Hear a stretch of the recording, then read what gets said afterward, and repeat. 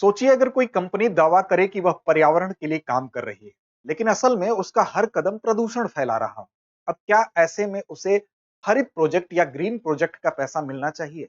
जलवायु परिवर्तन अब सिर्फ वैज्ञानिक चर्चा नहीं रहा, बल्कि ये हमारी खेती, हमारे पानी, रोजगार, हमारी जीवन शैली को भी प्रभावित कर रहा है। अब ऐसे में भारत जैसे विकासशील देश को अरबों डॉलर की जरूरत अपने पर्यावरण लक्ष्यों को पूरा करने के लिए है। तो ये जानना जरूरी हो जाता है कि किस परियोजना को वास्तव में ग्रीन माना जाए, हरित माना जाए। अब इसी सवाल का जवाब है, क्या है जवाब? तो भारत का नया जलवायु वित्त वर्गीकरण, यानी कि क्लाइमेट फाइनेंस टेक्सोनॉमी। तो नमस्कार, मेरा नाम है अमिताभ और दृष्टि आईएएस की न्यूज श्रृंखला में आज हम बात करेंगे भारत की नई क्लाइमेट फाइनेंस टेक्सोनॉमी के बारे में। क्या है ये, इसके सभी पक्षों को समझेंगे। तो भारत में जो नई क्लाइमेट फाइनेंस का ढांचा डेवलप हुआ है, इसके विषय में आज हमारी चर्चा केंद्रित होगी। खबर भी यही है कि what is in India's new climate finance taxonomy and why does it matter for the climate action. अब भारत के लिहाज से ये क्यों महत्वपूर्ण है, इस बात को हम समझेंगे। क्या है ये? सबसे पहले तो आपके मन में ये सवाल उठ रहा होगा, दरअसल ये एक ढांचा है, एक वर्गीकरण है, जिसमें कि ये बात तय हो जाती है कि किन कामों को जलवायु के लिए फंडिंग मिलेगी और किस चीज को जलवायु परिवर्तन के लिए फंडिंग नहीं मिलेगी। आप जानते हैं कि जलवायु परिवर्तन आज के समय में एक वैश्विक समस्या है और उससे निपटने के लिए जो विकासशील देश हैं विशेष तौर पर, उनको फंडिंग की जरूरत पड़ती है। अब ऐसी दिशा में विकासशील देशों में तमाम ऐसी गतिविधियां हैं जिनको कि वर्गीकृत किया जाना जरूरी है, जिनको कि डिवाइड किया जाना जरूरी है, ताकि ये पता चल सके कि फला काम सही मायने में जलवायु परिवर्तन से निपटने के लिए हो रहा है, तो उसको फंडिंग करना आसान हो जाएगा। इसको उदाहरण के तौर पर अगर आप समझिए कि मान लीजिए कि दो कंपनियां हैं। एक कंपनी दावा कर रही है कि हम पूरी तरह से जो ऊर्जा उत्पन्न कर रहे हैं, बिजली जो हम बना रहे हैं, वो पूरी तरह से हम क्या कर रहे हैं, सौर ऊर्जा से हमारी बिजली बन रही है। वहीं दूसरी कंपनी कहती है कि हम जो बिजली बना रहे हैं वो सौर ऊर्जा से न बनाकर बल्कि हम कोयले पर आधारित बिजली का उत्पादन कर रहे हैं। अर्थात हम क्या कर रहे हैं, ऊर्जा की बचत नहीं कर पा रहे हैं। तो दो स्थितियां हो गई, सौर ऊर्जा जहां एक तरफ ऊर्जा की बचत हो रही है, वहीं पर एक कार्बन आधारित जो बिजली का उत्पादन हो रहा है, तो कहीं ना कहीं जो ग्रीन हाउस गैस का उत्सर्जन है वो दूसरे कोयला वाले प्रोजेक्ट में हो रहा है। अब ऐसी दिशा में दोनों कंपनियों में आपको ये पता चल गया कि अगर पारदर्शिता होगी, अगर एक्यूरेट चीजें वर्गीकृत होंगी, ये पता चल जाएगा कि इसका बिजली का उत्पादन कोयले से हो रहा है और इसमें सौर ऊर्जा से हो रहा है, तो आपको पता है कि आपको कहाँ इन्वेस्ट करना है। जो चीज ग्रीन हाउस गैस का उत्सर्जन नहीं कर रही है, वहां पर इन्वेस्ट करना है, क्योंकि उसको प्रोत्साहन देना है। वहीं दूसरी तरफ दूसरे को हमको हतोत्साहित करना है। लेकिन अगर ये स्थिति स्पष्ट नहीं होगी, पारदर्शिता नहीं होगी, अगर कोई उस लिस्ट में शामिल है जहां पर कि ग्रीन हाउस गैसों के उत्सर्जन को न करने वाली लिस्ट है, लेकिन वो वास्तव वास्तव में ग्रीन हाउस गैस का उत्सर्जन कर रहा है, तो ये पारदर्शिता के न होने का प्रदर्शन है। ऐसी दिशा में एक ऐसी लिस्ट का, एक ऐसे ढांचे का होना जरूरी है जहां पर साफ तौर पर यह पता चल सके कि फला लिस्ट में जो शामिल है वो एक्चुअल उसकी कंडीशन है। तो ऐसी स्थिति में आपको साफ तौर पर पता चल जाएगा। तो इसी के लिए जो क्लाइमेट फाइनेंस टेक्सोनॉमी है, हम कह सकते हैं कि ऐसा मार्गदर्शक, एक ऐसा ढांचा है, एक ऐसा वर्गीकरण है जो यह तय करेगा कि कौन सी परियोजना वास्तव में पर्यावरण के लिए लाभकारी है और उन्हें वित्तीय सहायता, उन्हें फंडिंग मिलनी चाहिए। और यह सिर्फ एक पॉलिसी नहीं है, बल्कि हम कह सकते हैं कि भारत के जलवायु नेतृत्व की नई पहचान के तौर पर भी उभर रही है। तो इसी पर आज की हमारी चर्चा केंद्रित होगी।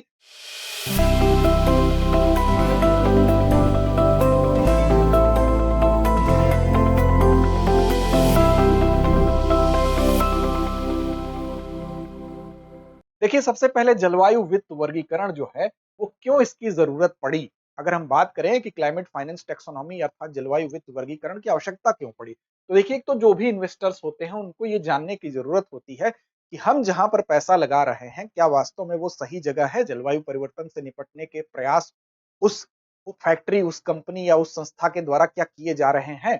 तो निवेशकों का जो ट्रस्ट है वो डेवलप होने के लिए ये जरूरी है, क्या जो पैसा है या जो निवेश है वास्तव में ग्रीन प्रोजेक्ट के लिए ही हो रहा है या नहीं। एक तो पहली बात ये है। दूसरा ये है कि भारत ने अगर अपने लक्ष्य तय किए हैं, जैसे भारत ने ये लक्ष्य तय किया कि 2030 तक 2.5 ट्रिलियन डॉलर की हमको आवश्यकता है। अब ऐसी दिशा में ये आपकी आवश्यकता कैसे पूरी होगी? ये आवश्यकता पूरी होगी, आपको निवेशकों के द्वारा भी तो पैसा मिलना है।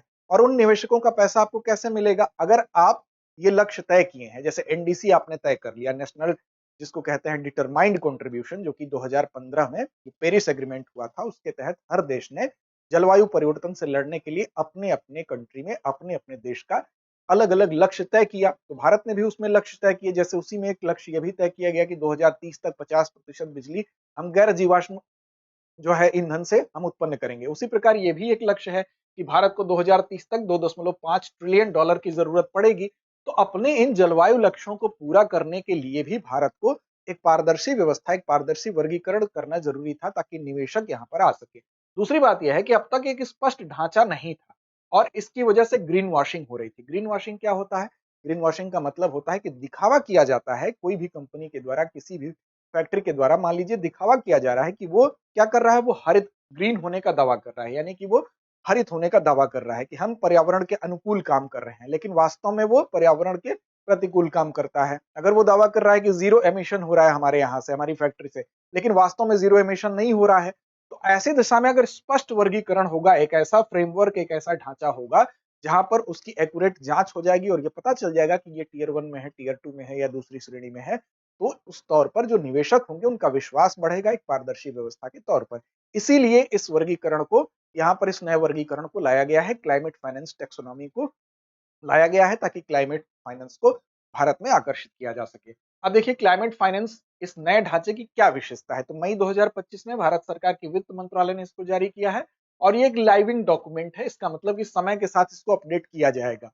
इसकी तीन मुख्य विशेषताएं हैं। सबसे पहला यह है कि इसका टारगेट है कि उत्सर्जन में, जो ग्रीन हाउस गैसों का उत्सर्जन है, पहले तो उसमें कमी लाना है। दूसरा यह है कि इसमें अनुकूलन यानी एडाप्टेशन, जलवायु परिवर्तन के प्रभावों से निपटना है।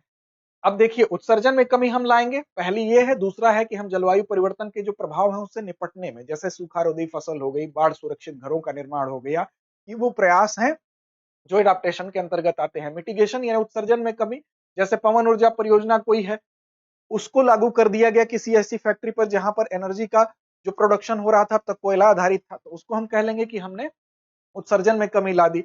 ये दो लक्ष्य हो गया। और तीसरा ये है कि जो ट्रांजिशन यानी संक्रमण, यानी कोई ऐसी जगह है जहां से एकदम बदतर कंडीशन है पूरी तरह से, तो वहां से हम ग्रीन हाउस गैस का एमिशन जो है वो शून्य नहीं कर सकते हैं, क्योंकि वहां पर वो ऐसे क्षेत्र हैं कि उन क्षेत्रों में उत्सर्जन को पूरी तरह से खत्म नहीं किया जा सकता। इन क्षेत्रों को कहा जाता है कि हार्ड टू एबेट, यानी कि जैसे सीमेंट उद्योग हो गया, इस्पात हो गया, उर्वरक हो गया।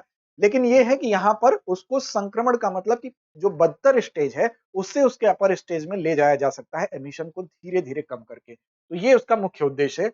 अब इसी के आधार पर इसमें वर्गीकरण किया गया है नए ढांचे में। तो वर्गीकरण में ए और बी दो श्रेणियां हैं। ए श्रेणी के अंतर्गत अगर बात करें तो ए में क्लाइमेट सपोर्टिव एक्टिविटीज आएंगी, यानी जलवायु सहायक गतिविधियां आएंगी, जिसके अंतर्गत टीयर 1 और टीयर 2 है।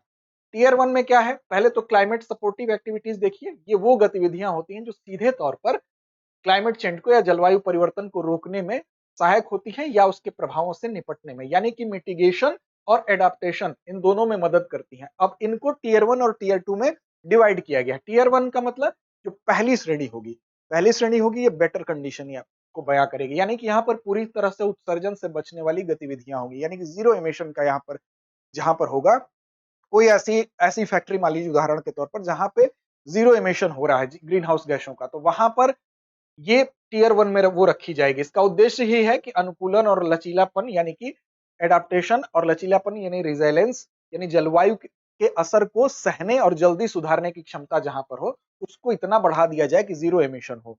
साथ ही जैसे उदाहरण के तौर पर अगर कोई फैक्ट्री है तो 100% सौर ऊर्जा द्वारा अगर वो संचालित फैक्ट्री में कन्वर्ट होती है या पूरी तरह से वहां पर जीरो एमिशन हो रहा है, ये बात प्रमाणित हो जाती है, तो वो टीयर 1 के अंतर्गत आएगी। तो ये पहली श्रेणी बना दी गई। दूसरी श्रेणी ये है कि पूर्ण रूप से तो यहाँ पर जो है अगर हम कहें कि उत्सर्जन नहीं हो रहा है तो ये गलत होगा, लेकिन पूरी तरह से उत्सर्जन को न रोकने पाने के बावजूद यहाँ पर उत्सर्जन की तीव्रता जो है, इंटेंसिटी जो है उतनी ज्यादा नहीं है, वो घटाई गई है, तो इसको टीयर 2 में रखा जाएगा।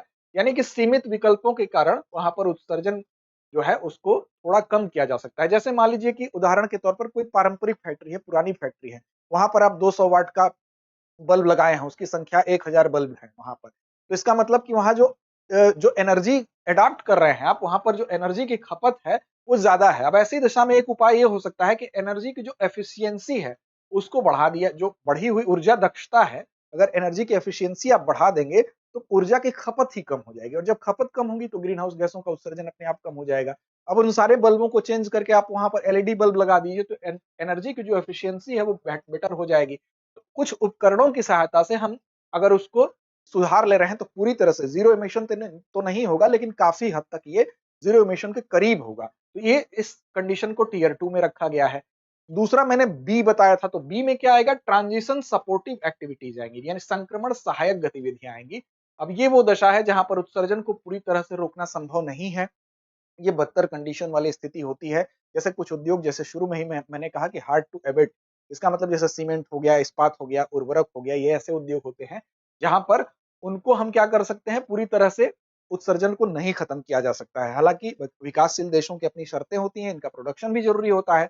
तो सरकार अब क्या करेगी, यहाँ पर ऐसी दिशा में सरकार कुछ पॉलिसीज बनाती है कि इन इन कंडीशंस का आपको ध्यान रखना है, इस पॉलिसी के आधार पर आपको चलना है। तो उन पॉलिसी के अनुरूप इसमें बदलाव करते हुए फिर से ये कोशिश करनी है कि जो जिस पीरियड में बदतर कंडीशन में है उससे थोड़ा सा अच्छी कंडीशन में जाए और इमिशन को घटा सके। ठीक है, ये है तीसरी कंडीशन। तो इन श्रेणियों के आधार पर उसका विभाजन किया गया है। ये तीनों श्रेणियां हैं। जैसे मान लीजिए कि कोई सीमेंट उद्योग है, उसमें ऐसी तकनीकी का हम इस्तेमाल करें कि 30%, सरकार ने निर्धारित कर दिया कि 30% उसमें ग्रीन हाउस गैसों का उत्सर्जन कम होना चाहिए। अब इस टारगेट को हम पूरा कर लेते हैं तो उसकी कंडीशन जो होगी थोड़ी अपर लेवल पर चली जाएगी। अब देखिए वर्गीकरण का इसका पर्पस क्या है, तो पर्पस देखिए, इसके उद्देश्य जो शुरू में आपको बताया गया वही पर्पस है। एक तो हरित गतिविधियों की स्पष्ट परिभाषा मिल जाए, ये गतिविधियां जो है वो हरित गतिविधियों के अंतर्गत आती हैं। दूसरा, निवेशकों को एक ऐसा वर्गीकरण मिल जाए ताकि उनको निवेश करना आसान हो सके, उनको पता चले कि हमारे साथ कोई चीट नहीं हो रहा है, जहां पर हम निवेश कर रहे हैं वास्तव में वो जलवायु परिवर्तन से निपटने की गतिविधियों में ही वो कंपनी लिप्त है। तीसरा यह है नीतिगत संरेखण। नीतिगत संरेखण का मतलब कि जो सरकार की पॉलिसीज होती हैं उसी के अनुरूप ये वर्गीकरण भी हो, जिससे कि दोनों में एक मेल हो जाए, जिससे कि सरकार को अपनी पॉलिसी के हिसाब से लक्ष्य को पाना आसान हो सके। मान लीजिए कि सरकार चाहती है कि 2030 तक 50% ऊर्जा जो है अक्षय ऊर्जा स्रोतों से आए।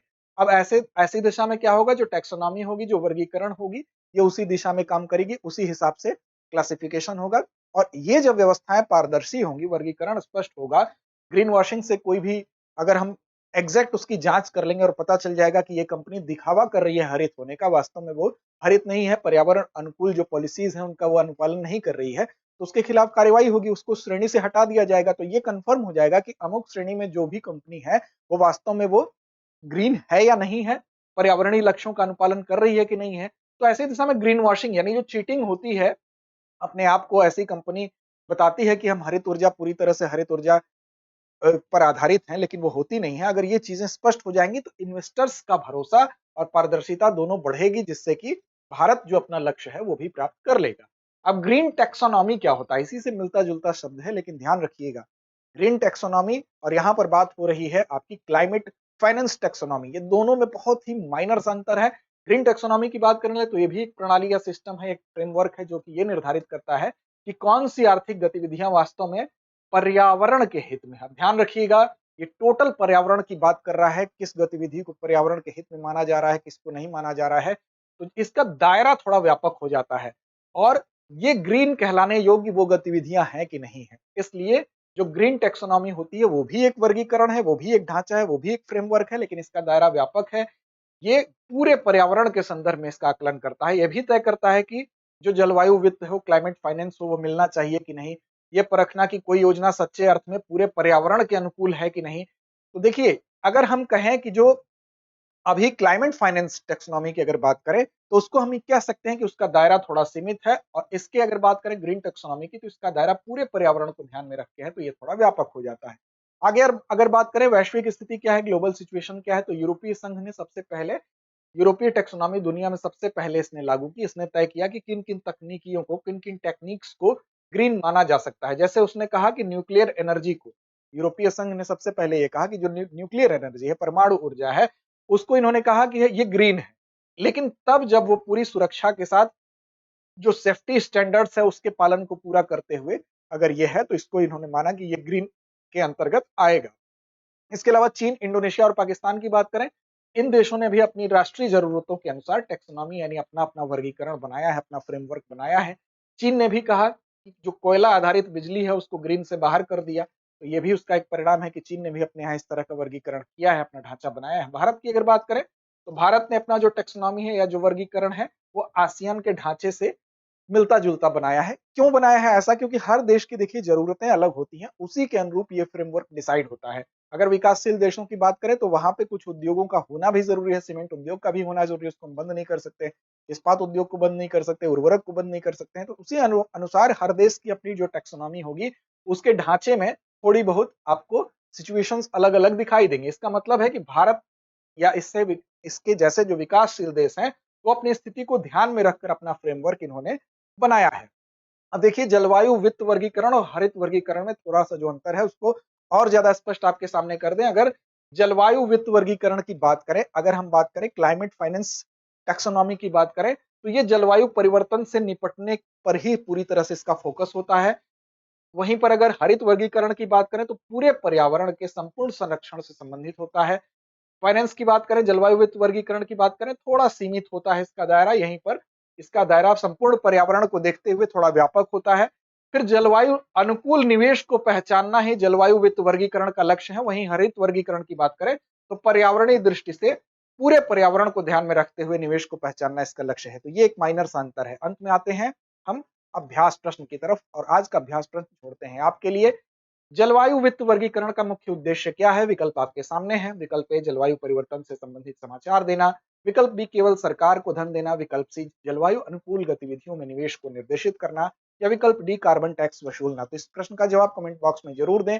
और अंत में हम आपको बताना चाहते हैं कि जो ये पूरी की पूरी व्यवस्था है, ये सिर्फ एक नीति नहीं है, बल्कि भारत के जलवायु नेतृत्व की नई पहचान है, जो कि पारदर्शिता, जिम्मेदारी और साथ साथ सतत विकास का रास्ता दिखाती है।